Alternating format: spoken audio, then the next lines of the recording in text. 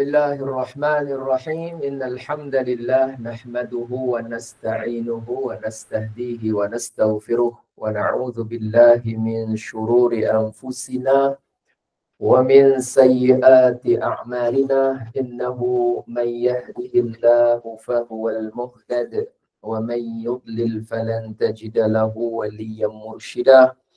Allahumma faqihna fid din. Allahumma faqihna fid din. Allahumma ja'alna sababan liman ihtada. Amin. Allahumma amin. Alhamdulillah. Apa khabar semua? Sihat? Yang di Google Meet tulis sikit. Dengar tak suara saya ni? Dengar dengan jelas Baik. Kita sambung pembelajaran kita insya-Allah. Muka surat berapa hari tu? 155. 155 kita dah masuk sikit ya. Dah masuk sikit. Tapi di awal jugalah Tajuk dia doa dengan tawassul. Berdoa dengan tawassul. Jadi baik. Yang pertama, sebelum kita mulakan pengajian ni, nak diumumkan siapa ada tercecer RM50 atas lantai pantry semalam. Baguslah sini seorang pun. Sebab dia cuma berapa?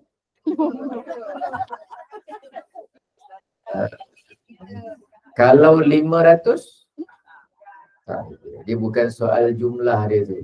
Soal duit siapa. Tapi saya beritahu dulu, kalau dia lagi teringat nanti beritahu maklumkan pada urus setia RM50. RM50. Tapi tak ada nama lah sini. Kalau ada nama kan senang. Kita tahu duit siapa kan.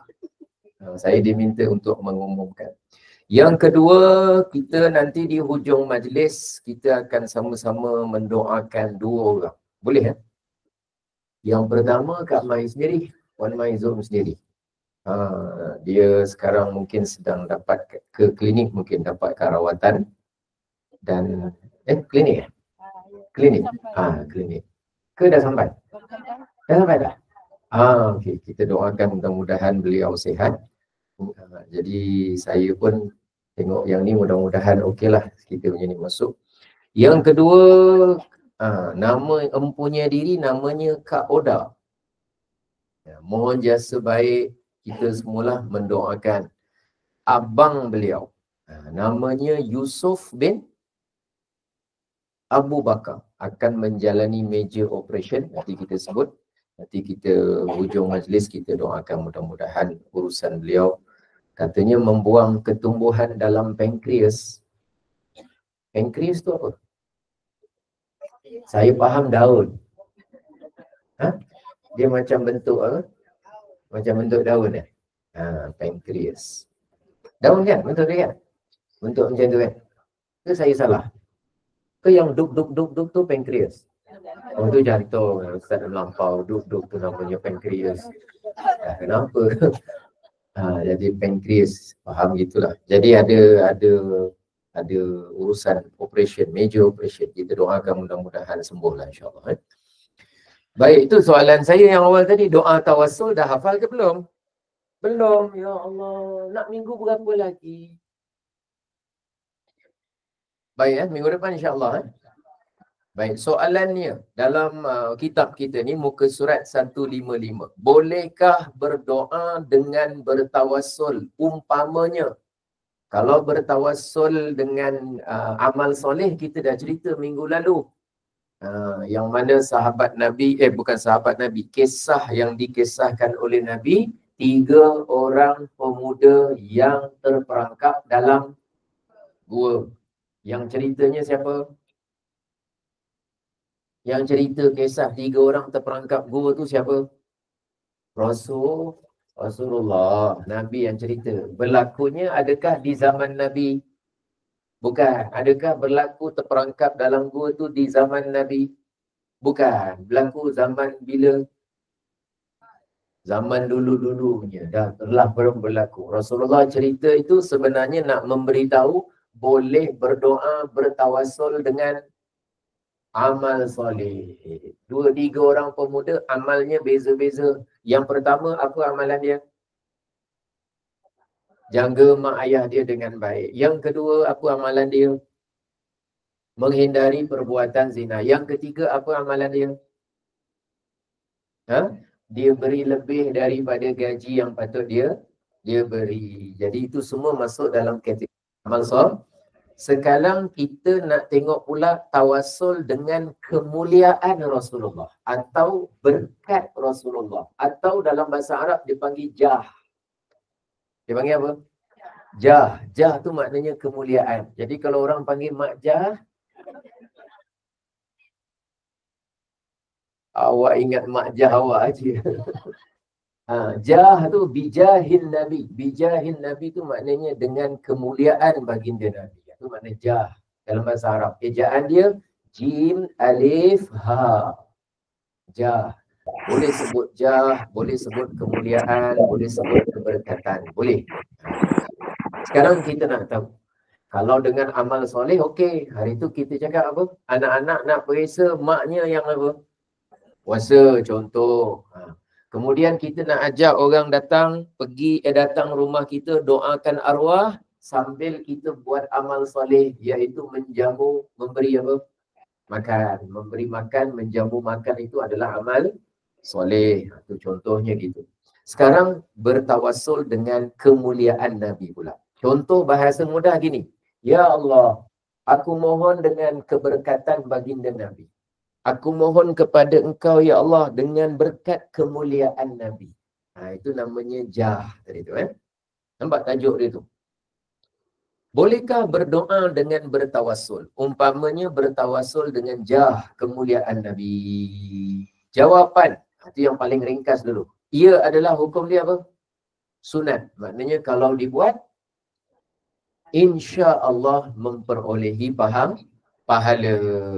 Di muka surat 155.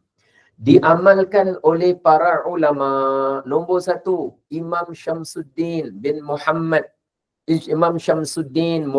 bin Abul Abbas Ar-Ramli. Imam Ar-Ramli ni ulama besar dalam mazhab Syafi'i. Pengarang kitab Nihayatul Muhtaj. Dia punya kitab tu 8 jilid besar. Kita pun tak pernah tengok. Pernah tengok?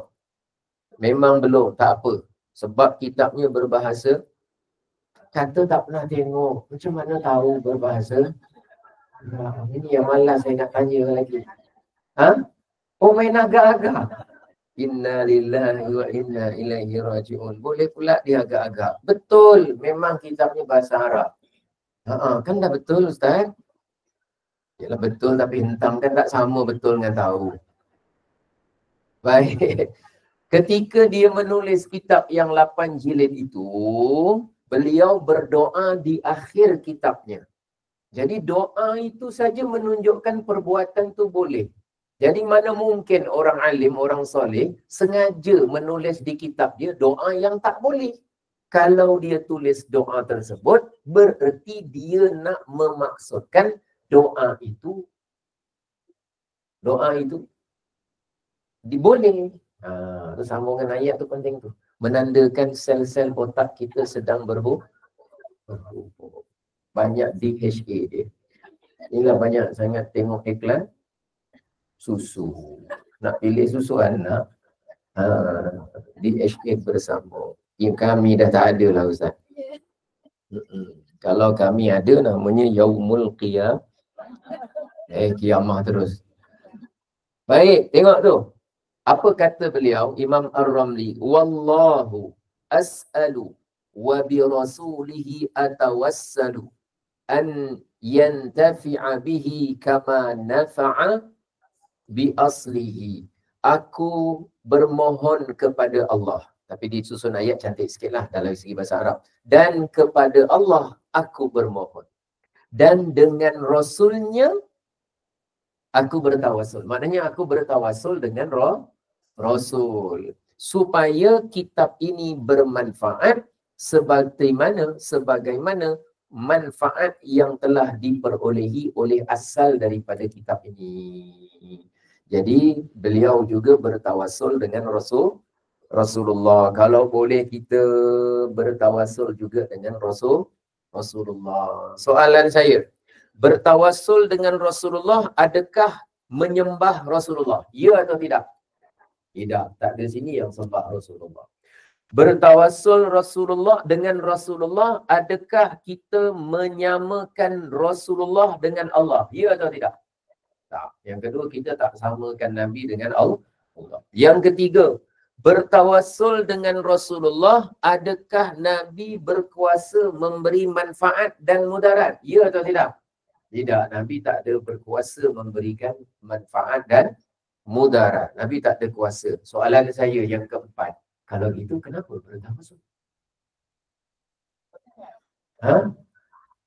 Ya, kerana Nabi menjadi asbab. Hari itu ingat adakah doa kita menyelamatkan kita? Tidak.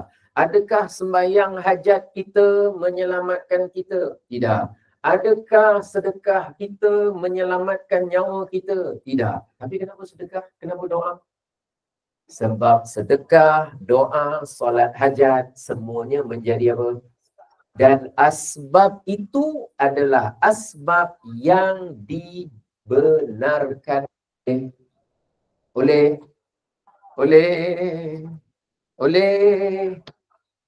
Allah, ataupun kita sebut oleh syarak. Dibenarkan oleh syarak. Jelas macam tu? Jadi kita tahu kenapa tawassul. Kalau ada orang tanya kita, kenapa kau bertawassul dengan Nabi? Kenapa tak terus doa saja kepada Allah? Tawassul dengan Nabi buat apa? Orang yang tak faham. Orang jahil. Sekarang ni orang jahil bukan yang pakai anting-anting, rambut pang. Bukan yang tu saja. Kadang-kadang yang jahil tu yang pakai apa? Amboi, kopiah aja awak. Aku sedap awak cakap. Yang jahil pakai kopiah. Tapi jawapan tu betul. Tapi macam geram tengok. Ya Allah Rabbi. Ya, tak kira pakaian. Kadang-kadang yang bercakap jahil seperti itu orang yang pakai sedapnya kau kenakan aku balik. Dah lah tadi jawapan tak betul. Kedua dia kenakan kita pakai songkok. Awak ingat awak pakai telekong tu okey. Okey, baik. Faham dia gitu. Yang saya nak bagi faham tu bukan songkoknya, bukan kopiah, bukan tudung. Tapi sekarang terdedah kejahilan tu dah jadi merawak merebak. Sebahagian orang jahil kelihatan alim, tiba-tiba dia kata, buat apa awak nak doa tawassul? Dia cakap buat apa saja tak cantik. Dia kata buat apa je tak bagus. Menunjukkan dia sebenarnya tak tahu dalam bab urusan itu. Walaupun, saya sekali saya cakap, walaupun kelihatan orangnya tahu. Walaupun, tapi dia dah ngajar Ustaz. Walaupun, tapi dia AJK fatwa Ustaz. Dah cakap walaupun. Bukan merendahkan sesiapa, tidak. InsyaAllah tak merendah. Tapi sekarang risiko kejahilan tu sudah banyak. Jadi sehingga dia kata, buat apa nak bertawassul? Okey, saya tak nak kita sibuk tentang itu. Saya nak kita sibuk tentang itu. Kalau kita bertawassul, dia asbab. Yang kedua, dia dibolehkan oleh syarak. Apa dua dia? Yang pertama, dia asbab. Yang kedua, dibolehkan oleh syarak. Ada asbab yang tak dibolehkan syarak. Contoh, saya nak kabul hajat. Tok, macam mana saya punya masa depan Tok besok? Kejap, dia belum masuk dalam badan aku ni. Belum masuk. Okey, dia nak masuk. Dah, diam. Dia nak masuk. Okey. Sekali dia buat cara gitu, besok jadi betul. Itu asbab kepada dia dapat hajat dia. Tapi cara dia tidak dibolehkan oleh syarak. Okay. Kalau kita buat yang dibolehkan oleh syarak, tapi kita tak anggap dia asbab, kita anggap dia hakikat, salah juga. Contoh. Ada orang solat hajat. Soalan saya, dibolehkan, dah nampak ni, dah pedang dah keluar ni. Kalau ada orang dia solat hajat, Dibolehkan ke tak boleh? Dibolehkan oleh syarak. Tapi dia punya keyakinan solat hajat akulah yang menentukan aku dapat. Tak boleh. Kerana dia menganggap solat hajat tu sebagai hakikat. Tak boleh. Jadi dia kena dua-dua ni kena jalan sama-sama betul. Kita buat tawassul, ada dua sebab jelas. Yang pertama, asbab. Dia adalah asbab yang terkuat, yang baik, yang bagus. Yang kedua, dia adalah perkara yang dibolehkan oleh apa? Cantik tu. Tu soalan minggu depan keluar tu. Sebab kadang-kadang, ialah manusia ni macam-macam. Jadi kita ni belajar ni, satu kita tahu dalil dia. Yang kedua nak faham dari dalil tu apa yang kita dapat faham. Baik, sebab nanti orang yang jawab dengan kita, yang menentang tawassul juga, dia juga pakai dalil. Cuma cara faham dalil dia tak tepat. Ada masalah nama dia fahaman. Yang kat buku ni, apa tajuk buku ni? Dia kekeliruan umat. Dia tak sebut kebodohan, kejahilan, atau yang semakna dengan tu. Dia tak sebut perkataan macam tu. Maknanya umat tahu. Dalilnya dah ada. Cuma keliru. Macam mana cara memaham yang betul? Jadi kitab ni khusus nak memberi pencerahan kepada kekeliruan. Sebenarnya datang kelas ni makin keliru ke makin faham? Makin faham, makin keliru. Jadi tukar tajuk kitab kefahaman umat. Mudah-mudahan insya-Allah. Dan cerita ni yang kat sini dapat kefahaman mudah-mudahan insya-Allah. Okey, tengok nombor 2. Jadi kita ambil satu tu, kita ambil apa pengajaran dia. Agak-agak kalau baca sendiri boleh faham tak? Memang kena sedikit panduan ataupun kita sebut bantuan penerangan. Nombor 2, Syekhul Islam Imam Ibrahim Al-Bajuri, seorang ulama tauhid. Dalam muka surat terakhir kitabnya Syarah Kifayatul Awam, beliau berdoa, wallahu as'alu an yakuna lidzunubi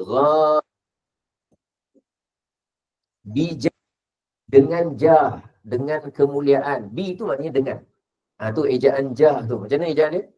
Jim, alif, ha. Dengan kemuliaan sayyidi, penghulu, waladi, anak keturunan Adnan. Adnan ni atuk Nabi. Pernah dengar? Sallallahu alaikallahu ya Adnani, maknanya orang yang dari keturunan Adnan. Wa Muhammad bin Abdullah bin Abdul Muttalib bin Hashim ibn Abdi Manaf bin Qusay bin Kilab ibn Murrah ibn Ka'ab ibn Lu'ay bin Ghalib ibn Fihr ibn Malik ibn Nudar ibn Kinana ibn Huzaimah ibn Mudrika ibn Ilyas ibn Mudar ibn Nizar ibn Ma'ad ibn Adnan. Tu atuk Nabi. Boleh hafal? Sial ya Allah. Nantilah saya hantar video tu, dia bentuk lagu, senang sikit nak hafal. Nama atuk Nabi tu. Sian saya, nama atuk saya pun saya lupa. Ya Allah, memang tak ngenang atuk tu. Paling kurang ingat sampai Adnan lah. Paling kurang. Kalau ada ulama dia ingat sampai Adam alaihissalam. Kerana kalau rasa Indonesia tu saking cintanya kepada baginda Nabi, maknanya dalam pada dia sangat sayang kepada Nabi. Jadi nanti kalau ada videonya saya hantar dekat grup nanti. Nanti dengar sambil bawa kereta dengar. Nanti dengar beberapa kali, nanti insya-Allah boleh hafal. Tak susah, sekejap ni. Anak saya dengar 2 kali tu ingat. Budak. Ya budak boleh 2 kali, mak budak mesti setengah kali dengar. Mak budak, nenek budak. Lagilah belum sempat dengar dah terhafal dulu. Takkanlah tak boleh ya Allah. Ini yang dalam Google Meet ni tak tahu boleh hafal tak boleh hafal ni. Dia senyap je semua, sopan aja. Ya? Tak muncul sini. Jadi nak cerita tu, Syekh Ibrahim Al-Bajuri ketika di hujung kitab dia doa bertawassul. Kerana doa tawassul ni salah satu cara berdoa yang Senang cerita ulama, orang-orang soleh yang mengikut jalan ahli sunnah wal jamaah memang biasa tawasul. Dan tak ada seorang dari kalangan ulama kita yang menyembah Rasul. Dan tak ada di kalangan mereka yang syirik. Dan mereka bukan orang jahil. Semuanya orang alim dan orang soleh. Yang tak alim, yang tak soleh itu siapa? Kita. Tiba-tiba ada orang yang tak berapa soleh dan tak berapa alim, dia pula buat posting dekat Facebook. Tak boleh tawasul ni, tawasul syirik. Kadang-kadang saya cakap, dia macam budak darjah 1, tengok profesor tengah ngajar kat universiti, dia ambil mikrofon, dia cakap, awak ni ngajar apa ni? Tolak B kurungan C kuasa 2. Merepek. Yang cakap tu sendiri tak pandai belajar.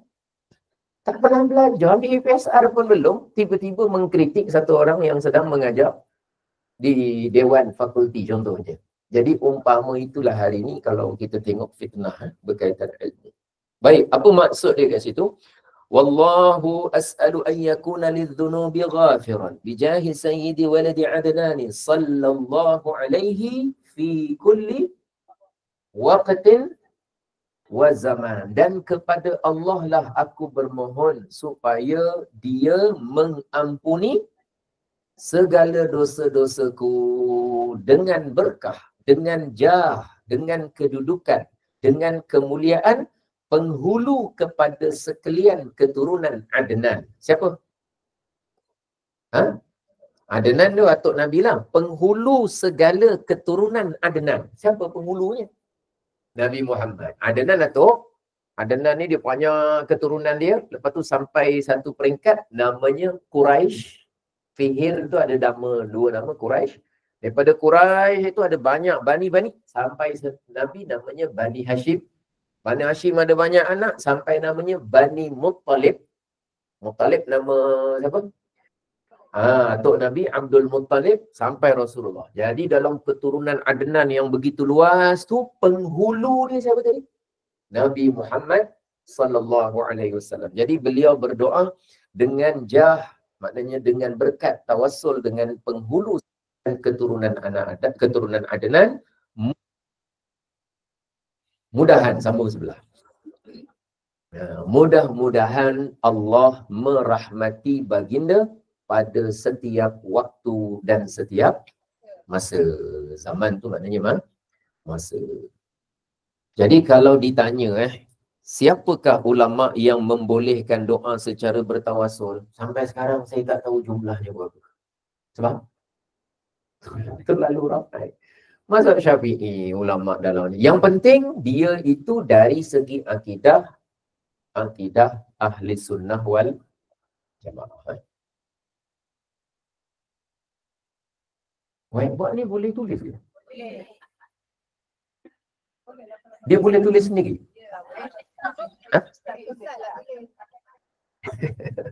Oh, whiteboard ni memang diguna ke? Pernah diguna? Oh, pernah. Kalau saya tulis sikit boleh lah? Oh. Tulis banyak? Oh, yang banyak nulis aku. Oh, kisahnya boleh tarik kan? Oh, pernah guna. Saya nak tulis sikit. Tapi tak tahu lah. Yang di Facebook nampak. Okey. Oh, belum tulis dah buka. Luar biasa kat sini. Belum tulis dah, dan tak ada dakwat. Okay, maknanya kalau dah buka awal, tak ada dakwat. Okey, baik. Oh, tak ada rezeki saya hari ni. Tak apa. Saya nak ceritanya yang dimaksudkan dengan apa? Tak apa. Nanti kalau ada, okey, tak apa. Saya nak cerita ni. Mazhab Syafi'i ke, mazhab Maliki ke, mazhab Hanafi ke, mazhab Hambali ke, itu terima kasih. Hijau. Okey. Kalaulah air mata saya memiliki warna, nescaya saya akan gunakan untuk kelas ini juga. Seandainya air mataku mengeluarkan warna, nescaya akan ku alirkan dia untuk menulis demi kefahaman semua. Sabar, belum cerita sunnah wal jamaah ni. Mazhab Syafi'i 3. Tak apalah, nampak tak berapa nampak pun tak apa. Mazhab Hambali yang keempat dari kronologi mazhab yang mazhab ini fiqh.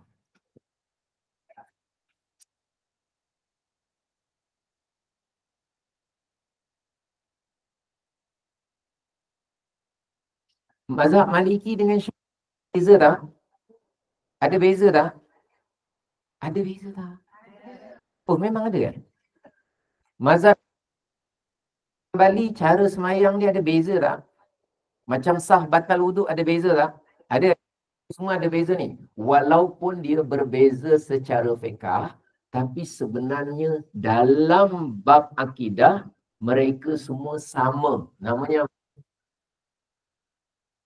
ASWJ. Maknanya apa? Amanah Saham Wilayah Ahli Sunnah. Maknanya dari segi akidah sini. Ni, nampak ni. Dari segi atas. Dari fiqh dia berbeza, tapi pegangan dia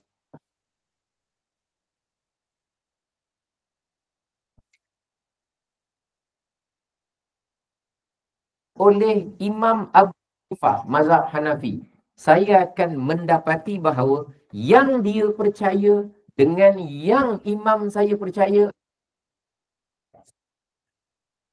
Sebelum nak masuk muka surat tu, 156 tu saya nak cerita tu. Okey. Jadi kalaulah saya baca kitab yang ditulis oleh Imam Hambali, mazhab Hambali,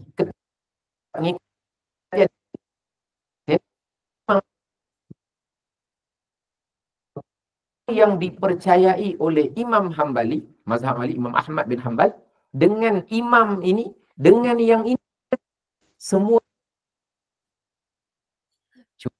curang selepasnya ada risiko. Dan secara fiqh dia ikut imam yang sini. Oh,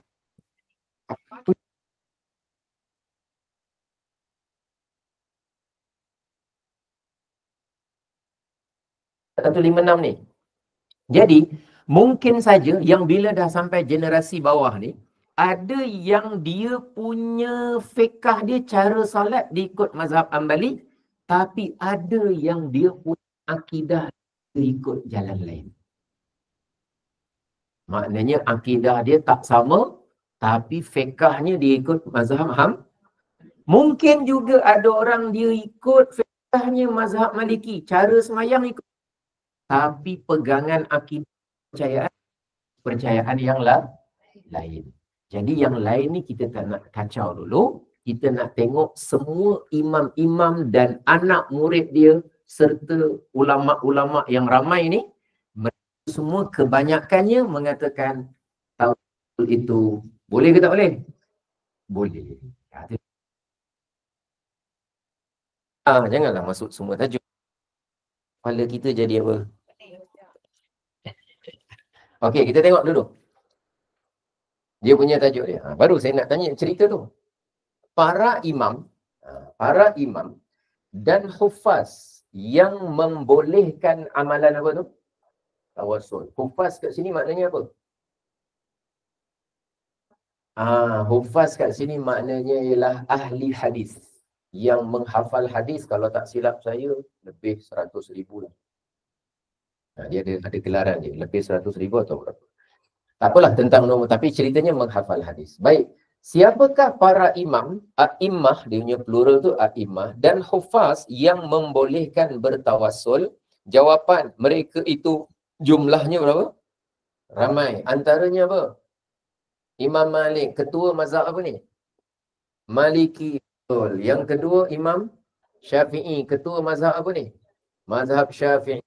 Ketiga Imam Ahmad bin Hanbal, ketua mazhab apa ni? Hambali. Mereka ni saling tak sama fiqh dia, tapi sama-sama dia punya pegangan akidah. Imam Al-Hafiz Abu Bakar Al-Baihaqi, Imam Baihaqi, Dalam kitab Dalailun Nubuwah, kitab yang sangat best, sangat menarik. Kemudian Al-Hafiz Jalaluddin As-Suyuti dalam kitab Al-Khasa'is Al-Kubra. Syekhul Islam Imam Abu Zakaria Yahya bin Sharaf An-Nawawi dalam kitab Al-Idah. Al-Hafiz Imaduddin Ibn Katsir dalam tafsir Quran Al-Azim. Dan Al-Hafiz Ibn Hajar, sebenarnya jumlah dia ramai. Ini 8 ni terlalu sedikit berbanding jumlah. Tapi nak beritahu, semuanya mazhab ada berbeza, tetapi pegangannya apa tadi? Sama. Sama dari sudut apa? Dari sudut mengatakan boleh kita berdoa, bertawassul dengan Rasulullah. Mudah-mudahan sampai tanah suci ya, insya-Allah. Baik, kemudian masuk pada muka surat 157. Yang ni mudah-mudahan jangan berlaku di tempat kita. Dekat internet dah mula banyak orang jahil bercakap. Hukum? Ada orang dia suka apa? Suka bertawassul, tak apa. Dia kafirkan orang yang bertawassul. Apa maksud kafirkan orang bertawassul? Dia jumpa orang bertawassul, dia cakap orang tu kafir. Dia cakap orang tu syirik. Itu maknanya mensyirikkan orang bertawassul. Perbuatan cakap, tak boleh kita baca selawat tafrijiyah, itu dalam tu boleh syirik tu. Itu namanya perbuatan mensyirikkan orang bertawassul. Kalau dia dengar ada orang doa, ya Allah dengan berkat baginda Nabi SAW, dia kata siapa doa macam tu boleh membawa kepada kufur. Maknanya dia kafirkan orang yang berdoa secara tawassul. Itu perbuatan itu kan. Okey. Apa hukum kalau orang buat macam tu? Sebenarnya boleh ke tak boleh? Tak boleh lah, betul. Tak boleh. Mana boleh kita kafirkan satu perbuatan orang yang mana perbuatan tu tak kafir? Tak boleh. Kita tak boleh suka-suka mengkafirkan apa. Tapi kalau memang perbuatan tu jelas kufur dalam Islam, bolehlah. Contoh ada orang pijak Quran. Soalan saya, kafir ke tidak? Dia tahu dalam tu Quran dan dia memang bertujuan nak pijak Quran, dia ambil Quran, dia pijak. Maka kufur lah. Mana dia jadi kafir, perbuatannya kufur. Ketika itu janganlah kita kata, awak tak baik, orang pijak Quran awak kafir-kafirkan. Yang tak baik yang mana? Yang bijak lah yang tak baik. Ada pula tak baik kita yang cakap. Kita cakap ni sebab bendanya memang jelas, perbuatan tu boleh menyebabkan jatuh murtad. Maksud murtad terkeluar dari Islam. Maksud syirik menyamakan sesuatu dengan Allah, menyamakan Allah dengan sesuatu. Maksud yang namanya kufur, ingkar terhadap beriman kepada Allah. Jadi perkataannya berbeza, tapi ada kaitan tak? Ada kaitan tak? Ada kaitan. Okey, cantik. Hukum mengkafir. Apakah hukumnya mengkafirkan orang yang bertawassul dengan kemegahan Nabi? Kemegahan tu maknanya kemuliaan. Jah tadi tu, jah. Boleh sebut kemegahan di dalam doa. Jawapan pihak Darul Ifta Al-Misriyah. Darul Ifta maknanya pusat pengeluaran fatwa. Kalau kat Malaysia dia tak panggil Darul Ifta, dia panggil jabatan apa? Jabatan Mufti. Pernah dengar? Jabatan Mufti Johor. Pernah dengar?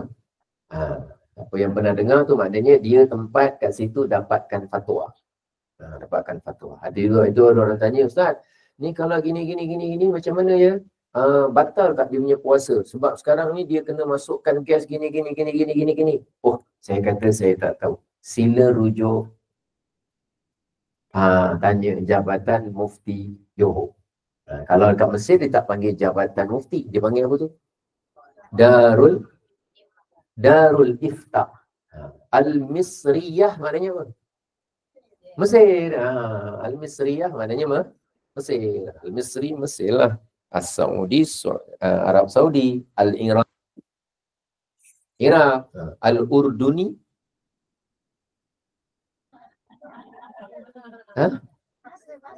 bahasa. Baik. Amma takfiru man tawassala bijahin Nabi في الدعاء فهو على الحقيقة تكفير للسواد الأعظم من علماء الأمة لأن التوسل به صلى الله عليه وسلم مما أجمعت عليه مذاهب الأئمة الأربعة المتبوعين. وقد ثبت عن النبي صلى الله عليه وسلم الأمر bukan ثبت tu ثبت dia tak ada sabdu sebenarnya. وقد ثبت عن النبي الأمر بالتوسل به في حديث الأعمى وغيره من الأحاديث الصحيحة. Adapun perbuatan sikap mengkafirkan sesiapa sahaja yang bertawassul dengan jah Nabi dalam doa, ia sebenarnya telah mengkafirkan siapa?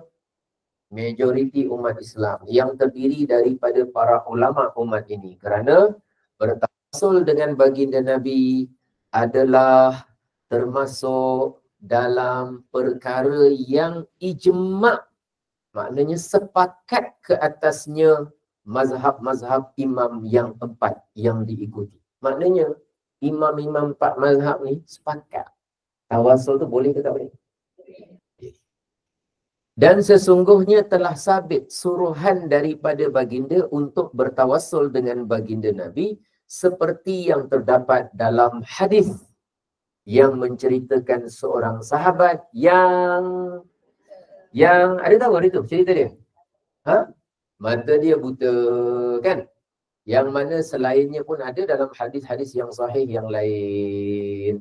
Jadi sahabat Nabi tu buta, dia datang kepada Nabi, dia nak minta apa sebenarnya mula-mula? Ya, dia nak minta, ya Rasulullah, boleh tak tolong doakan saya sebab mata saya buta. Lalu Nabi bagi 2 pilihan. In syi'ta da'autu laka. Wa in syi'ta, kalau kamu nak pilihan yang pertama, Nabi doa. Kalau pilihan yang kedua, jeng. Jangan selak muka surat belakang. Kalau kamu nak, saya doakan pilihan pertama. Tapi pilihan kedua, kamu sabar. Fahuwa khairul laka. Kamu buta ni pun lebih baik untuk kamu. Lebih baik tu di dunia ke akhirat. Buta tu lebih baik. Buta tu lebih baik. Buta tu lebih baik. Di dunia. Maknanya kita ni lebih baik, Bu. Jadi lebih baik tu kat mana? Kamu ni begini buta, sabar saja. Lebih baik. Yang dapat lebih baik kat mana tu? Dia akan dapat lebih baik tu, dia akan rasakan nanti sebab dia tidak ada dosa mata. Kalau di dunia lebih baik celik. Sebab kita nak datang kelas bidadari, masalahnya kalau celik tak sampai celik mata tapi tak sampai. Jadi kalau kat dunia lebih baik apa? Celik sebab nak guna. Tapi kalau ikut pertimbangan akhirat, mata kita ni kalau buta pun lebih baik sebab langsung tak ada apa? Dosa. Ni yang celik ni belum tentu selamat di akhirat. Kalau buta, bak mata insya-Allah selamat. Cuma yang dia minta apa? Dia nak celik ke nak sabar? Dia nak celik. Baru Nabi ajar doa secara tawassul. Nabi suruh dia balik, ambil wuduk, elokkan wuduk, solat mengikut satu riwayat dan kemudian berdoa secara tawassul yang saya minta hafal 3 baris. Berakhir dengan senyuman yang bukan manis, menggeramkan dan menyakitkan. Taklah menggeramkan, taklah menyakitkan. Ini catatan hafal doanya insya-Allah. Nanti masa kita dah sampai ke tanah suci ke atau ada hajat berat, mudah-mudahan masa tu kita dah hafal paling kurang makna dia lah, ya. Baik, catatan. Syekh Ibnu Taimiyah, ya walaupun bukan ahli sunnah wal jamaah orangnya, membolehkan apa tu? Istighazah dan juga apa? Tawassul. Syekh Ibnu Taimiyah ni bukan ahli sunnah wal jamaah, cuma diambil untuk membawa contoh. Baik, Syekh Ibnu Taimiyah membolehkan istighasah dan membolehkan tawassul dengan orang yang sudah meninggal. Rasulullah dah wafat belum? Dah. Untuk kira umur dunia, Rasulullah boleh kita sebut sudah wafat. Tapi kalau menceritakan tentang alam barzah, alam kubur, kita katakan Nabi jelas dia tu. Jadi kalau ada orang kata Nabi sekarang masih hidup, kita kata dengan dia, lagi elok buang perkataan masih. Sebab kalau sebut Nabi masih hidup, dia akan mendatangkan apa? Kekeliruan. Seolah-olah dia kata Nabi belum wafat. Habis Rasulullah itu di dalam kuburnya hidup. Jelas tak? Jelas. Sebab memang dalilnya Rasulullah hidup di dalam kubur. Tapi kalau dia kata Rasulullah sebenarnya sudah wafat. Okey tak? Okey. Yang dia maksudkan dari segi umur dunia, memang Nabi dikira sudah wafat. Tapi kalau dia kata sebenarnya di dunia ini, Nabi memang tidak pernah wafat. Salah ke betul? Tapi dia pakai serban 18 lapis. Tongkat dia 8 keluar sini semua tongkat. Ha? Tapi dia kata Nabi sebenarnya tidak pernah wafat. Macam mana? Salah ke betul? Habis awak dah 3 bulan ikut dia macam mana? Maka jawapannya, kalau dia mempunyai kepercayaan yang karut, tinggalkan. Penentuannya tinggalkan. Baik. Syekh Ibn Taymiyah membolehkan istighatsah dan tawassul dengan orang yang sudah meninggal, termasuk juga Rasulullah. Beliau menyatakan dalam kitabnya. Okey, kenapa kita kena faham dulu. Yang ni dalil, yang faham sini. Kenapa kita boleh bertawassul dengan orang yang dah meninggal? Tawassul dengan Nabi masa Nabi hidup boleh tak? Sahabat Nabi yang buta buat kan? Masa dia buat tu Nabi hidup ke dah meninggal? Ni dia Nabi hidup lagi. Sekarang kita nak tawassul dengan Nabi, tapi Nabi dah tak hidup lagi. Nabi sekarang dah apa? Dah wafat. Boleh ke tak boleh? Siapa kata?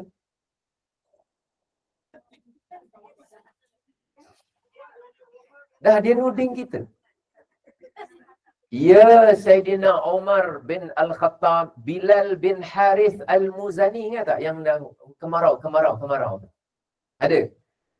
Dia juga melakukan tawassul setelah Nabi wafat. Jadi kita boleh tak tawassul dengan Nabi setelah Nabi wafat? Boleh, sebab keyakinan kita sama. Masa Nabi hidup, Nabi tak ada kuasa. Setelah Nabi wafat, Nabi juga tak ada kuasa. Masa Nabi hidup, Nabi boleh jadi asbab. Setelah Nabi wafat, Nabi juga boleh jadi asbab. Nanti hari akhirat ada syafaat, Nabi juga boleh jadi asbab. Tiga-tiga ni, dunia, barzah, akhirat. Tiga-tiga ni yang hakikat mengkabulkan semua hajat kita siapa? Memang bidadari syurga insya-Allah. Tak, saya nak berusaha faham sebab ada orang kadang-kadang dia kontak kawan-kawan yang ikut JNI, dia bagi mesej, dia kata kenapa kau belajar dengan Ustaz Elia tu? Dia ngajar-ngajar boleh pula bertawassul. Kita ni tawassul dengan orang yang masih hidup saja. Kalau orang dah wafat tak boleh. Dia kata gitu. Sebab dia kata orang yang hidup ada boleh tolong. Orang dah mati mana boleh tolong. Bahaya begitu sebenarnya. Seolah-olah menganggap kalau orang hidup ada kuasa. Kalau dah wafat, tak ada kuasa. Kita tak ada.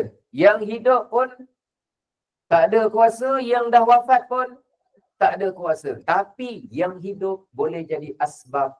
Nabi yang dah wafat boleh jadi. Okey, sama tak? Konsisten tak? Sampai ke akhirat iman kita konsisten. Mudah-mudahan insya-Allah. Dia sampai konsisten masa wafat, masa kita meninggal, sakaratul maut konsisten, jangan ubah. Nanti sampai alam barzah, biar konsisten iman, senang nak jawab mungkar nakir. Dan mudah-mudahan kita konsisten sampai di akhir. Jumpa Nabi, ya Rasulullah, bantu saya, syafaatkan saya Rasulullah. Nabi tahu, dia ni yang datang ni, orang yang meyakini Nabi menjadi asbab. Faham. Tak, saya nak fahamkan asbab dengan hakikat tu, faham tak? Yang itu pegang elok-elok. Itu dia punya kunci paling utama kita nak faham dia ni, ya. Kita cuba, orang Jawa sebut apa? Simplify. Mempermudah. Mudah-mudahan diberi faham oleh Allah. Saya kalau boleh, ya setiap orang kat sini beza-beza latar belakang, pendidikan, pekerjaan, umur, kemampuan dan sebagainya, kesihatan. Saya tak tahu. Cuma saya harap setiap orang tidak tercecil memaham. Saya tak tahu yang mana yang, mungkin ada orang sekali dengar, dia teringat. Ada yang dah 10 kali kelas. Mungkin menunggu sehingga saya telan kamera itu. Baik ya. Okey, kita tengok cerita dia. Anil Haytham, beliau mengatakan dalam kitab Al-Kalimat Tayyib pada fasal fil rijli iza khadiraj. Pada ketika kaki menjadi kebas. Anil Haytham bin Hanashin ibn Hanashin qala kunna 'inda Abdullah bin Umar radhiyallahu anhuma fa khadirat rijluhu fa qala lahu rajulun udhkur ahabban nasi ilaika faqala ya Muhammad qala ka'annama nashita min 'iqal. Daripada Haytham bin Hanash, dia berkata kami pernah bersama Abdullah bin Umar. Ni hadis ni saya dulu belajar dalam kitab, salah satunya dalam kitab Adabul Mufrad, kitab Imam Bukhari, tulis susun hadis, kumpulkan, yang mana kitab itu tidak sampai kepada darjat namanya sahih dan kuat, tapi hadis yang tak sampai darjat masih lagi diterima pakai, terutama hadis-hadis yang tidaklah sampai kepada darjat hadis palsu. Dia kumpul, ada satu kitab nama dia Al-Adab Al-Mufrad. Salah satunya hadis ni ya. Baik, kita tengok makna dia. Daripada Haytham bin Hanash berkata kami pernah bersama, siapa tu?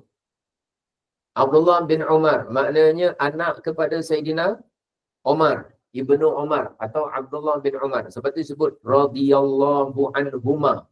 Semoga Allah meredai mereka berdua. Kenapa berdua? Kenapa Allah meredai mereka berdua? Mereka berdua tu siapa? Abdullah pun mudah-mudahan Allah redha. Umar pun mudah-mudahan Allah redha. Sebab Umar tu sahabat Nabi, Abdullah pun sahabat Nabi. Jadi gelaran dia semoga Allah redha kepada kedua-dua. Kedua-dua apa? Kedua-duanya. Tiba-tiba kaki beliau menjadi apa tu? Kebas. Faqala lahu rajulun. Tiba-tiba ada seorang lelaki kat situ berkata kepada Abdullah bin Umar. Dia kata, sebutlah nama orang yang paling kamu cintai. Lalu Abdullah bin Umar pun sebut, ya Muhammad. Masa tu Rasulullah dah wafat. Wahai Nabi Muhammad. Jadi dia sebut itu wahai Rasulullah, wahai Muhammad. Maka seketika itu juga beliau menjadi sihat daripada seolah-olah beliau itu baru saja sihat daripada satu kesengsaraan sakit. Terus hilang dia punya kebas-kebas dia macam dia apa orang panggil simpul buaya simpul biawak ya Allah. Dah terbiasa jadi buaya Jadi Allah, bukan terbiasa jadi budak buaya, terbiasa sebut buaya. Biawak, simbol apa? Biawak. Lebih kurang macam itulah, dia kena sakit. Jadi itu cara dia. Pernah tak tengok? Ni kalau orang tak faham, dia kata, mana boleh ni? Ini hadis palsu ni. Dia kata, ini sebut panggil selain daripada Muhammad ni antara unsur syirik. Dia bukan sembah Nabi Muhammad. Dia sebut nama orang yang paling dia sayang.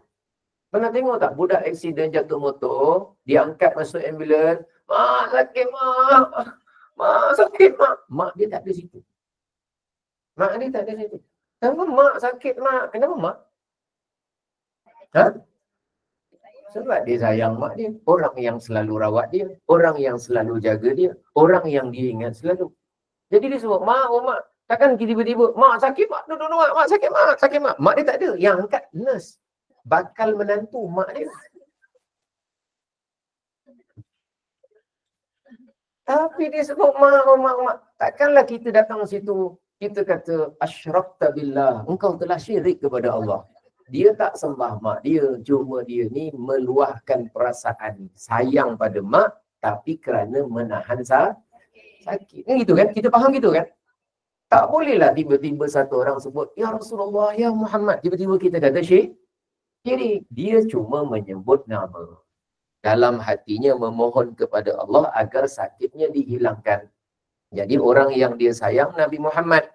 Makhluk yang paling dicintai oleh Allah juga Nabi Muhammad. Maka apa yang dia ingin, iaitu nak sembuh kaki yang tengah bersimpul apa tadi tu, jawab oleh kerana dia sebut nama orang yang Allah cinta, dan yang dia sebut juga adalah yang paling dia cinta di kalangan makhluk Allah, maka seketika itu juga Allah kabulkan keinginan dia sembuh.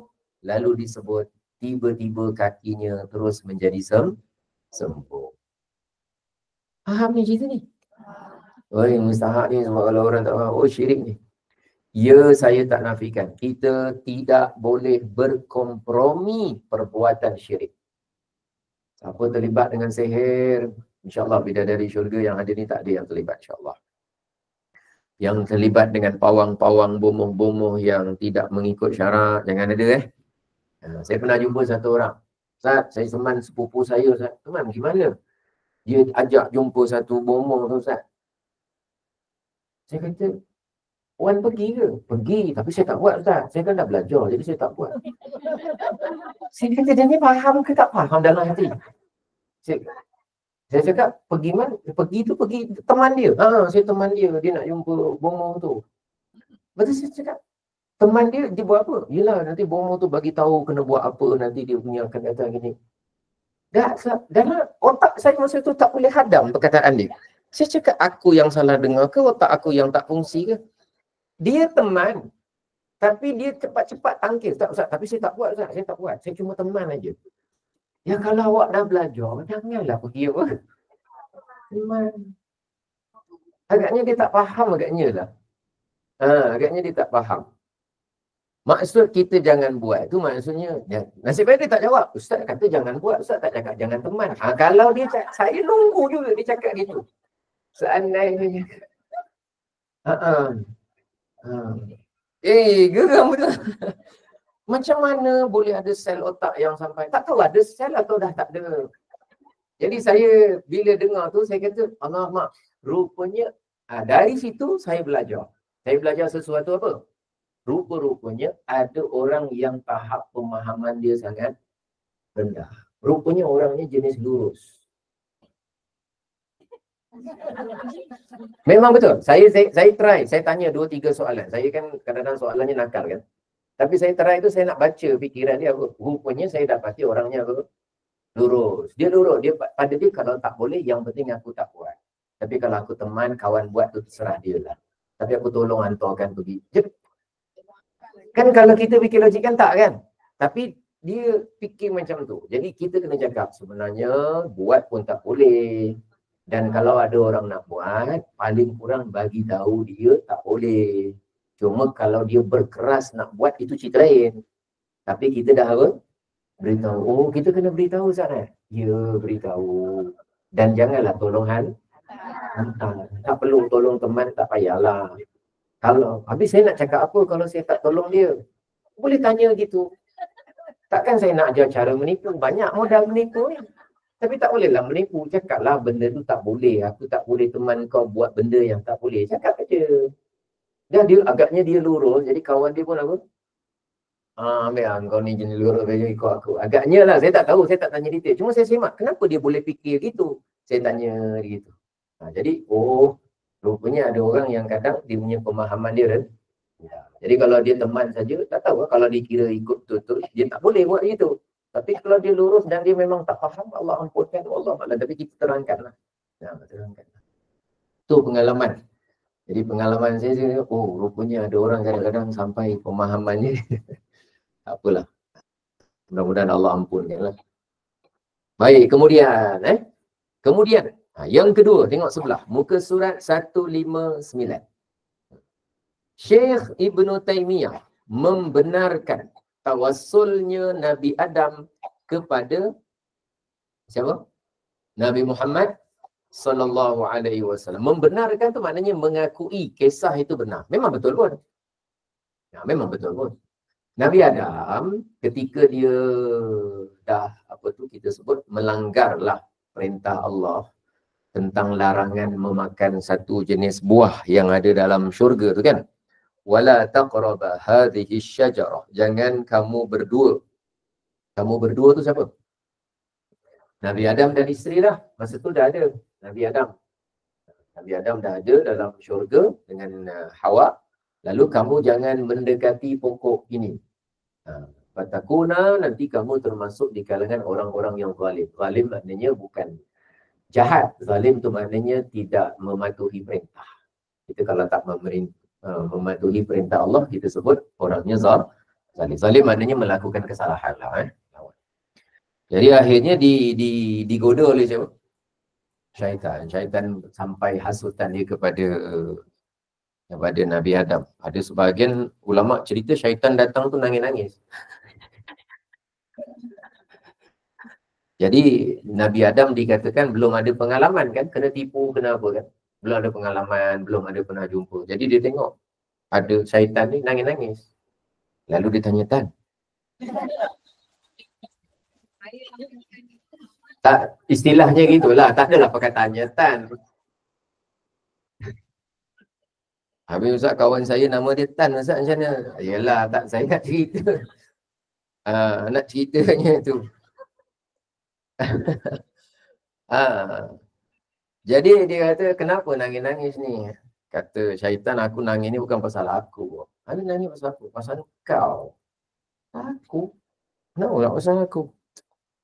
Engkau ni seronok dalam, dalam Quran disebutkan, wala ta'ra, engkau la tadma'u fiha wala ta'ra, engkau tak akan haus, engkau tak akan berbogel. Wala tadma'u fiha wala tadha, engkau tak akan haus, tak akan lapar. Alla taju'a fiha wala ta'ra, engkau tak akan lapar, tak akan haus, tak akan panas, tak akan apa. Jadi kata syaitan, engkau sebenarnya dapat nikmat ni sementara je. Tak lama lagi engkau mati, habis kau tak dapat. Betul ke tak? Betul. Sian kau. Habis macam mana Tan kalau aku nak stay terus sini? Lalu Tan ni pun dia bagi dialog. Dialognya dalam Quran. Hal adulluka ala syajaratil khuldi wa mulkin la yabla. Nak tak kalau aku tunjuk engkau satu pokok kekal. Kau makan dari buah dia, engkau kekal. Sebenarnya yang namakan khuldi kekal tu bukan Allah. Tan yang panggil tu kekal. Khuldi tu ni kekal. Khalidi tu kekal. Jadi syaitan itu nak tak? Hal adulluka ala syajaratil khuldi wa mulkin la yabla. Nak tak aku tunjuk kau satu pokok kekal. Kau makan, kau stay. Dan aku tunjuk kau makan, kau akan dapat kerajaan yang tak akan lupus sampai bila-bila. Fa'akala minha. Lalu Nabi Adam tak ada pengalaman. Oleh kerana dia masa dia datang tu nangis-nangis. Kemudian dia kata, demi Allah, engkau akan kekal. Demi Allah. Jadi dia bersumpah mengguna nama apa? Jadi Nabi Adam tak pernah sangka ada orang menipu mengguna nama apa? Jadi salah satu daripada cara menipu ialah bersumpah dan nangis-nangis. Siapa yang menipu tapi guna style sumpah dan nangis-nangis, itu sanadnya sambung kepada ya Allah. Itu kata sebagian ulama lah yang mentafsirkan itu. Jadi ceritanya dia tipu. Ada fa'akala minha, lalu makan kedua-duanya. Fabadat lahuma sawatuhuma, terbuka baju tu jadi bogel. Wa tafiqa yaqsifani alaihima min waraqil jannah. Masing-masing berebut-berebut cari daun-daun syurga nak ditutup. Sebab fitrah manusia tu suka ada pakaian, fitrah manusia. Padahal dia sebenarnya suami isteri kan. Suami isteri kalau tak pakaian okey kan? Okey pula. Tapi tak adalah dalam rumah dua-dua gitu. Dan nak cerita fitrahnya ada apa? Pakaian. Jadi berebut. Jadi wa'asa Adamu rabbahu faghawa. Itu kan dalam surah Taha. Jadi saya nak cerita ni apa ni? Setelah memohon ampun kepada siapa? Kepada Allah. Masa dia mohon ampun, ya Rabb, inni as'aluka bihaqqi Muhammadin sallallahu alaihi wasallam lima ghafarta li. Ya Allah, aku mohon kepada Engkau, Ya Allah, dengan berkat Nabi Muhammad, ampunkanlah dosaku, Ya Allah. Maafkan kesilapan aku. Siapa yang doa? Nabi Adam. Yang cerita siapa? Rasulullah. Riwayat siapa? Sayyidina Umar. Jadi dia cerita. Jadi Allah tanya kepada Nabi Adam, Kaifa arafta Muhammadan? Macam mana kau boleh kenal Nabi Muhammad? Dari segi zaman kronologi kehidupan dunia, dah sampai belum zaman Nabi Muhammad? Belum. Kronologi hidup dunia belum sampai. Jadi macam mana? Kaifa arafta Muhammadan? Macam mana kau kenal, kau tahu Muhammad? Nabi Adam bagi explanation. Ya Rabb, lamma khalaqtani biyadika. Ya Allah, ketika engkau cipta aku dengan kekuasaanmu, ya fakhtafiyya min ruhika. Dan engkau titipkan ke dalam jasadku roh dari ciptaanmu, ya Allah. Wa rafa'tu ra'si. Masa tu aku angkat kepala aku. Wa ra'aitu ala qawaimil arsy. Aku lihat di tiang-tiang arash. Tertulis kat situ. La ilaha illallah Muhammadur Rasulullah. Fa innaka la tudif. Sesungguhnya engkau tak akan letak nama siapa-siapa pun makhluk bersebelahan dengan namamu tertulis illa ahabbal khalqi ilaika. Melainkan aku yakin makhluk itu makhluk yang paling engkau sayang dan cinta sekali. Jadi aku mohon ampun kepadamu, ya Allah, dengan berkah Nabi tersebut. Dengan sebab dia doa secara apa ni? Lalu Nabi Adam diampunkan dosa. Dalam satu riwayat, ya Adam, wahai Adam, laula Muhammadun ma khalaqtuka. Kalau kerana Nabi Muhammad, engkau pun aku tidak ciptakan. Jadi maknanya bertawasul dengan Rasul. Jadi ceritanya panjang. Yang dia cerita ni nombor 2 ni pendek je. Apa tu? Kata, dalam kitabnya Majmu' Al-Fatawa jilid kedua, Syekh Ibn Taymiyah meriwayatkan 2 hadis yang dijadikan sebagai bukti benarnya tawasul siapa? Nabi Adam. Benarnya kisah tawasul Nabi Adam itu, Nabi Adam bertawasul dengan siapa? Nabi Muhammad sallallahu alaihi wasallam. Jadi oleh kerana itu, sebab itu saya tekankan, bagus segera hafal doa tawasul yang diajar oleh Rasulullah. InsyaAllah, mudah-mudahan hajat kita makbul insyaAllah. Faham cerita ni? Baik, kita sebelum masuk yang nombor 8, kita selawat dulu ke atas baginda Nabi Muhammad sallallahu alaihi wasallam. Mudah-mudahan dengan berkah selawat Allah tambah kefahaman kita, Allah tingkatkan ingatan kita, Allah suburkan kesolehan kita insya-Allah. Sallallahu Rabbuna ala nuril mubin Ahmad al-Mustafa Sayyidil Mursalin. Sallallahu Rabbuna ala nuril mubin Ahmad al-Mustafa Sayyidil Mursalin wa ala alihi wa sahbihi ajma'in wa ala alihi wa sahbihi ajma'in.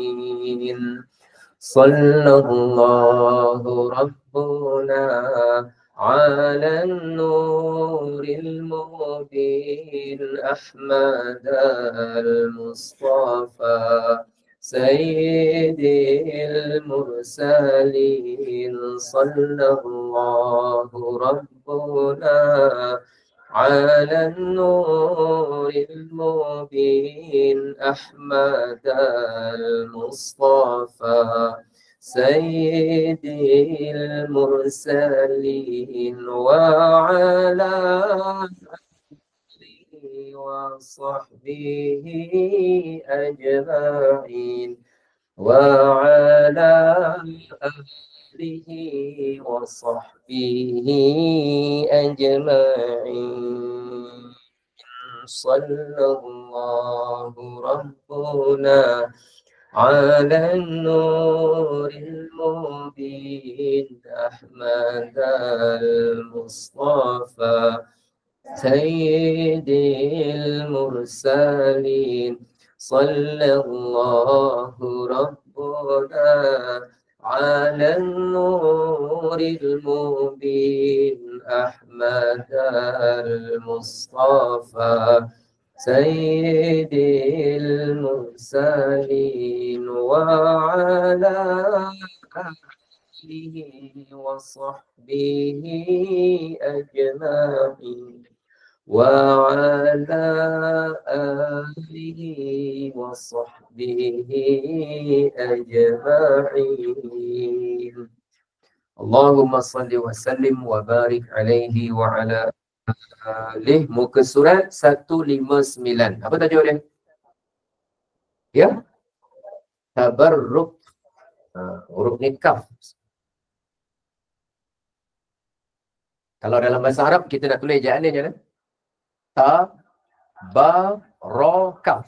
4 huruf. Cuma dia pakai sabdulah dekat ra tu. Tabarruk.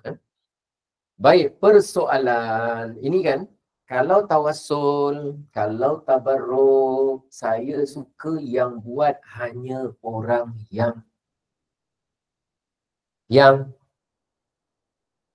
apa? Ha? Oh, yang apa nak jadi dengan yang?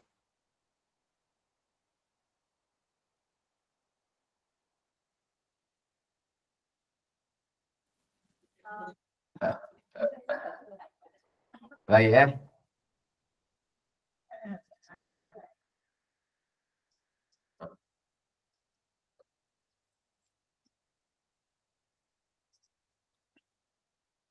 Siapa ni setuju? Panadol makan hilang pening.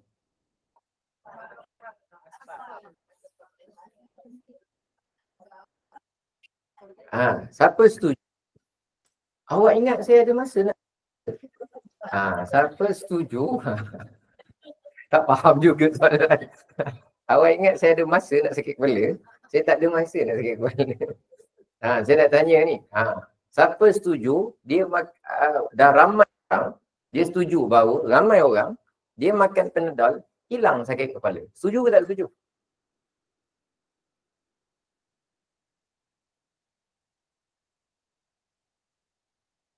Ramai orang makan, dia kata dia, aku makan, kau makan Panadol je. Kalau pening-pening kau makan je Panadol.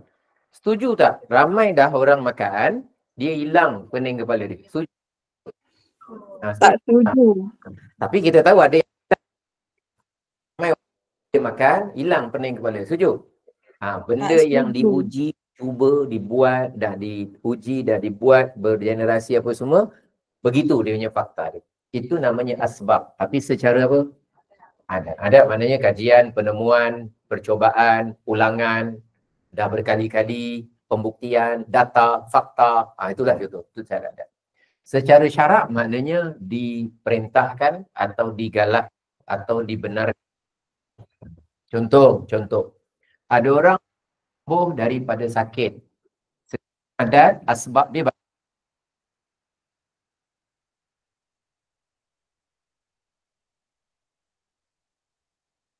sebab ikut cakap doktor. Dia makan juga. Tadi makan satu apa? Satu tempayan lah lori tu. Katalah satu lori kan? Katalah. Jadi dia juga yang bagus. Kemudian mungkin hospital yang bagus. Kemudian asbab dia ialah pil. Kemudian asbab yang lain ialah maknanya jaga makan tentu. Atau dia mendapat rehat yang cukup. Ini semua namanya asbab secara adat. Ada juga asbab secara syarak. Asbab secara syarak contohnya doa ataupun solat hajat ataupun kita nak sembuh ni kalau sakit. Saya cerita sakit ni sampai senang nak ingat. Sebenarnya contoh dia lain banyak. Contoh sakit tu nak mudah faham je. Ini asbab syarak.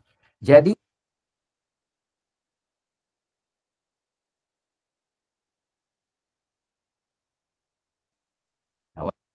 Salah satu asbab kita ni dapat berkah daripada Allah ialah namanya perbuatan tabarruk. Ini asbab, yang ni asbab. Tapi asbab secara apa tadi? Syarak. Asbab secara syarak. Tapi obat, orang kita dia tak belajar tentang obat. Tapi dia ada pihak yang dia percaya tentang obat. Contohnya dia percaya kat klinik tu. Dia percaya dengan dia percaya dengan doktor. Dia percaya orang cakap. Dia percaya dengan atuk dia yang pernah makan obat yang sama. Okey saja, tak kisahlah. Tak kisah. Tapi kita yakin bukan, hakikatnya bukan obat yang menyembuhkan, bukan bukan makan, bukan tawasul, bukan tabarruk, bukan doa, bukan solat. Tapi hakikat yang menyembuhkan kita siapa?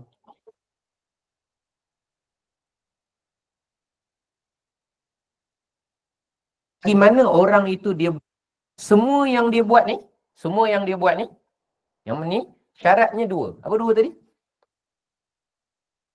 Meyakini ia adalah asbab. Meyakini ia adalah apa? Asbab. Ia adalah asbab. Ini paling mustahab, mesti tahu itu asbab, bukan hakikat. Yang cara dibenarkan oleh apa? Dibenarkan oleh syarak. Kan syarak. Dua ni ingat ni. Saya garis asbab syarak. Untuk senang nak ingat. Dia ini dan kemudian adalah dibenarkan oleh apa? Syarak. Kalau ukih macam ni senang, boleh faham? Boleh faham? Ingat dengan sebab dengar. Ada orang dia ingat dengan sebab dia tulis. Ada orang ingat dengan sebab dia tengok rajah.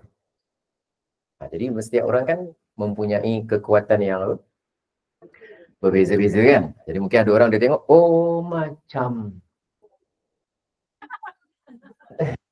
Oh tu.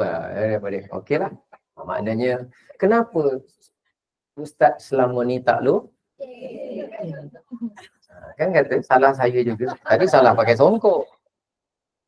Okey. Sekarang kita nak faham tabarruk itu. Jadi kalau orang yang tak belajar, dia tak boleh faham sebab apa buat, kemudian apa hakikat, apa asbab, tiba-tiba dia buat juga tabarruk. Apa risiko dia? Apa risiko dia? Dia buat juga tawasul. Dia aku bertawasul dengan berkat, dengan ini, dengan ini, dengan syekh ni, dengan nabi ni, apa semua. Tapi dia tak belum belajar. Apa itu hakikat? Yang simple-simple. Ni bukan belajar ilmu tinggi-tinggi tau.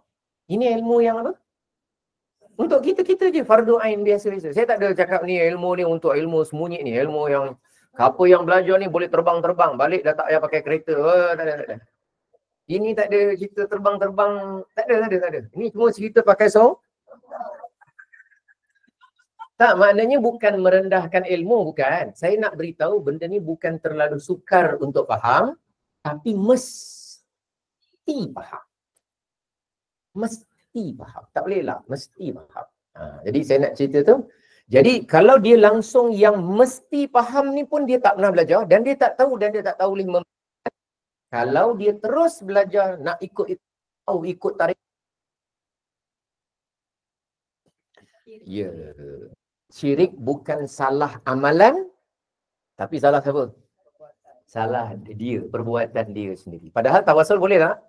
Boleh. Jadi kalau ada orang cakap, Ustaz, dia orang ni bertawasul Ustaz, tapi dia orang ni mungkin saja syirik. Saya cek. Orang yang dia cakap ke orang yang bercakap? Kadang-kadang orang yang bercakap ni mudah-mudah mengkafirkan, mensyirikkan orang tawasul.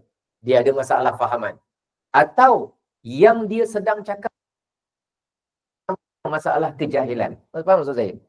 Yang seorang masalah fahaman, yang seorang masalah apa? Kejahilan. Yang buat tanpa ilmu, jahil. Yang tak faham tapi banyak cakap, dia masalah fahaman. Okey, faham maksud saya? Jadi kita ambil jalan tengah. Jangan jahil dan mudah-mudahan jangan salah faham. Mudah-mudahan Allah bimbing kita lah kefahaman yang baik. Ya.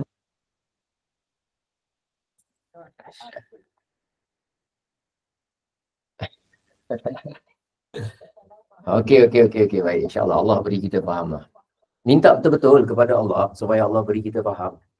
Betul, saya cakap betul. Kalau kita tak minta pada Allah, saya pun Alhamdulillah Allah bagi pinjam faham tu kerana memang dia bagi pinjam. Saya tak tahu besok hilang ingatan ke apa ke, tak tahu. Tapi setakat ni Alhamdulillah Allah beri apa? Beri kita faham. Dan ada kadang-kadang kita, bila kita ada kefahaman, satu, kita tak mudah-mudah terikut benda yang salah. Dan kita juga tidak mudah-mudah menyalahkan orang lain. Menyalahkan pun tak nak. Tapi terikut yang salah. Menentanglah kita tak nak salahkan orang. Orang buat salah pun kita apa? Ikut juga. Sebab kita, orang ni pergi ziarah dekat makam Wali Songo apa semua kita ikut je. Ada satu orang saya jumpa, pergi ziarah makam orang-orang buat apa semua dia ikut. Dia bertujuan baik. Tapi saya kesian tu sebab dia tidak memiliki apa? Ilmu. Yang diikut tu betul. Yang dia, saya bimbang dia. Bukan orang yang diikut. Saya bimbang dia. Jadi kalau ada orang dia nak buat ziarah makam ke apa ke, salah satu yang saya cadangkan, orang yang pergi nak diajak tu diberikan dulu pengisian. Pengisian ilmu. Saya lebih suka begitulah. Tapi kalau orangnya dah tahu, ya tak pasal. Tak tahu. Ulama-ulama kita yang tadi tu agak-agak tahu tak? Yang kita sebut Imam Al-Bajuri, agak-agak tahu tak? Tahu semua tu, terlebih sangat tahu daripada kita. Sebab tu dia penutup kitab-kitab mereka, mereka lampirkan juga doa secara bertawas. Kerana mereka memang tahu. Alhamdulillah Allah beri kefahaman. Ingat satu hadis Nabi, may yuridillahu bihi khairan yufaqihu fiddin. Siapa yang Allah nak berikan kebaikan pada dia, Allah akan tambah kefahaman dia dalam urusan agama. Jadi kalau nikmat dapat memahami urusan agama itu isyarat tanda Allah nak beri kita banyak kebaikan dunia akhirat. Cuma kita sabar sajalah sebab nak faham ni dia kena apa?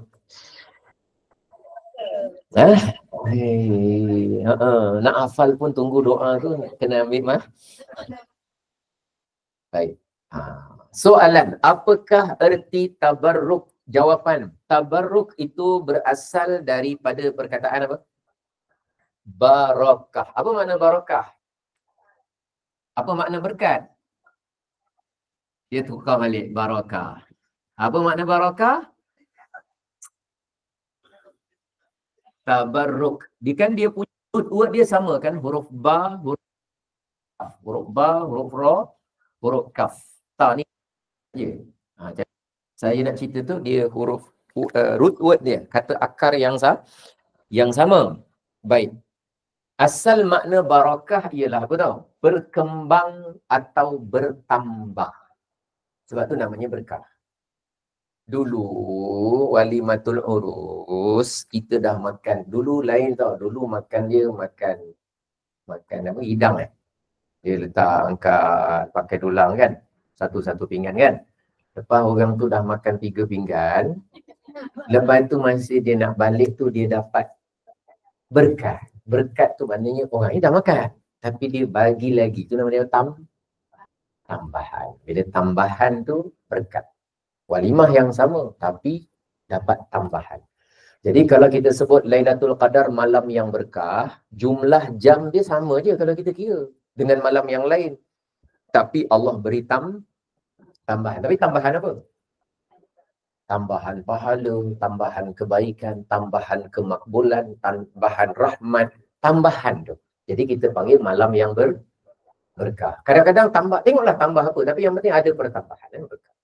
Tabarruk maknanya kita buat sesuatu, kita mohon Allah tambahkan pada kita kebaikan. Okey. Makna tabarruk ialah mengharapkan keberkatan daripada apa? Dari Allah, betul. Hakikatnya siapa yang beri berkat? Allah. Asbab dia banyak. Mungkin hujan, mungkin Kaabah, mungkin Nabi. Dengan sesuatu yang mulia dalam pandangannya. Maknanya sesuatu yang mulia di sisi Allah. Tabarruk mempunyai pengertian yang lebih kurang sama dengan tawassul, dengan isti'anah, dengan istighasah. Lebih kurang. Kita tengok sedikit dalil yang menunjukkan boleh bertabarruk. Kita ambil satu pada pagi ni insyaAllah. Soalan. Perlu tak dalil? Perlulah dalil. Tapi yang lebih perlu lagi, memahami dalil dengan tepat. Yang lebih perlu lagi apa? Dengan tepat. Okey? Kalau dalil ada tapi tidak memahami dengan tepat, maka dia jadi tak tepat juga. Walaupun dalilnya betul. Okey, contoh gini. Orang dah meninggal, kita baca Al-Fatihah. Boleh? Untuk dia. Rasulullah bersabda, dalilnya hadis sahih Muslim, apabila meninggal anak Adam, maka terputuslah amalannya. 3 saja. 1, sedekah, sedekah. 2, ilmu yang bermanfaat, ain. 3, doa anak soleh, dal. 3 saja. Nabi tak cakap Al-Fatihah. Tak ada. 3 saja.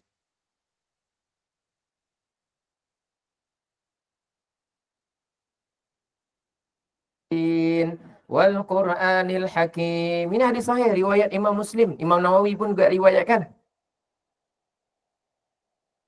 Assalamualaikum. Ni ada orang tak ada orang ni? Penat aku tanya ni. Ini contoh dalilnya betul, kefahaman yang tak betul. Contoh kefahaman tak betul, saya terangkan. Rasulullah bersabda, bila meninggal anak Adam terputus amalannya. Amalan siapa? Amalan siapa? Si mati. Dia yang terputus amalan. Kecuali ada 3 amalan dia terus berjalan. Kita baca Al-Fatihah. Soalan saya, Al-Fatihah tu amalan ni yang datang bidadari syurga. Ini amal untuk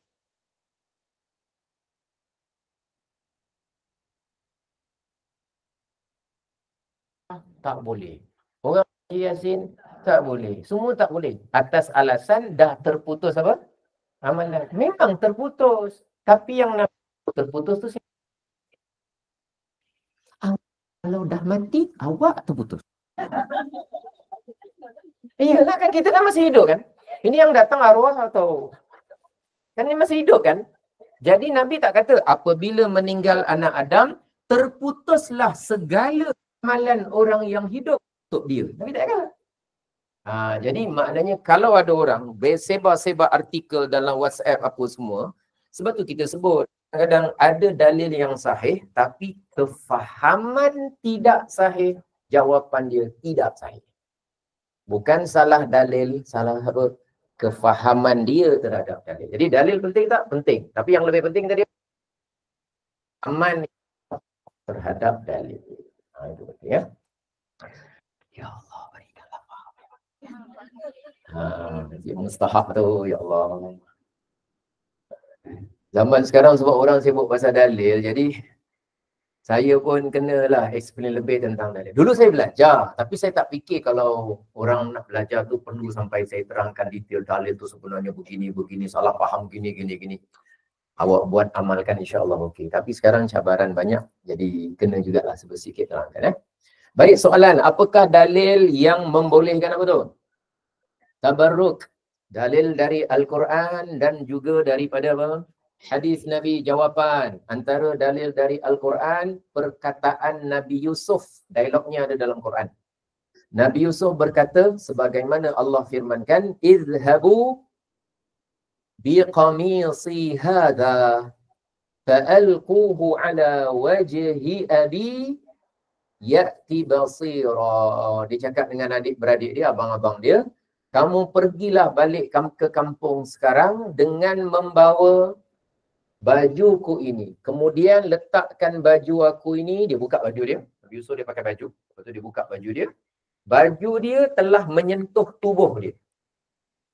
Bermakna tubuh seorang Nabi ada barakah. Bila baju tu pernah dipakai oleh seorang Nabi, maka Allah jadikan pada baju itu ada barakah. Dan ambil baju itu, letak tempat dekat mata yang dah lama tak nampak. Perbuatan itu namanya tabarruk.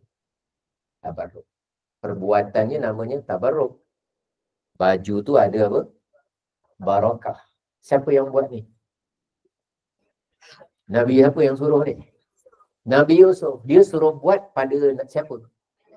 Ayah dia siapa? Nabi Yaqub. Jadi kalau satu orang cakap, kalau dia kata tabarruk tu syirik, berat nak jawab di padang mahsyar di depan Nabi Yusuf. dan Nabi Yaqub. Kenapa suka-suka tuduh Nabi Yusuf syirik? Tabaruk bukan syirik. Tabaruk itu mohon keberkatan. Hakikatnya siapa? Allah. Asbabnya baju yang telah dipakai oleh seorang Nabi. Faham cerita dia? Sini senang lah. Sekali cakap faham. Pelik betul. Ada kelas macam ni? Yang jenis cakap faham. Kami sampai faham sampai 11.31 aja. Iyalah. Letakkan pada muka ayahku supaya dia kembali dapat melihat. Ya'ti basira. Keterangan. Allah menjelaskan. Ni ceritanya dari Allah. Wahyunya Quran. Surahnya dalam surah Yusuf. Jadi ni bukan cerita-cerita agak-agak rasa-rasa. Bukan. Allah menjelaskan bahawa ketika Nabi Yaqub dalam keadaan mata baginda susah untuk melihat sebab dia ada selaput begitu. Tapi bukan buta cacat. Bukan. Sebab tidak ada Nabi yang menjadi cacat, tak ada. Lalu dilemparkan maknanya diletakkan pakaian anaknya Nabi Yusuf ke wajah baginda Nabi Yaqub, lalu dengan kuasa Allah, keberkatan dari Allah, akhirnya Nabi Yaqub dapat apa? Melihat kembali. Celip mata dia, dapat barakah dari Allah. Asbab dia baju siapa? Baju juga seorang Nabi, Nabi Yusuf. Ini merupakan dalil dari Al-Quran yang menunjukkan benda atau orang soleh dapat. Wasilah tu maknanya asbab, sama makna. Wasilah maknanya apa? Asbab. Wasilah kalau terjemah maknanya jalan. Jalan nak jadi sehat, obat. Jalan nak jadi, jalan ni bukan jalan kat luar tu. Jalan maknanya apa? Asbab dia. Asbab jalan dia. Okey. Wasilah kesembuhan dengan izin apa? Dengan izin Allah Subhanahu wa taala. Jadi Nabi Yusuf, kenapa kita contohkan Nabi Yusuf? Kita kan syariat Nabi apa?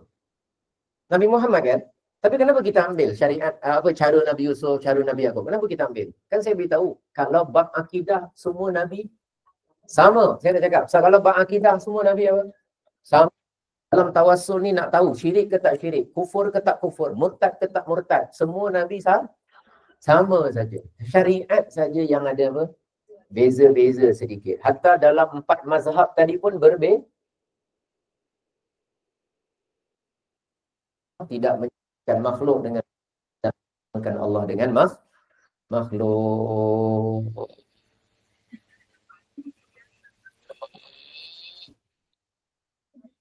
Boleh faham ni insyaAllah. Ni memang tak nak RM50 ni. Tak apalah, nanti ingat-ingat balik. Siapa yang tercecer atau yang baru sampai, dimaklumkan semalam ada terjatuh dekat pantry. Mungkin ada yang tertinggal. Kalau ada ingat-ingat balik, nanti maklumkan kepada urus setia. Jadi mudah-mudahan manfaat, mudah-mudahan barakah.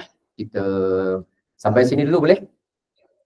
Kita akan sambung nanti pada muka surat 161.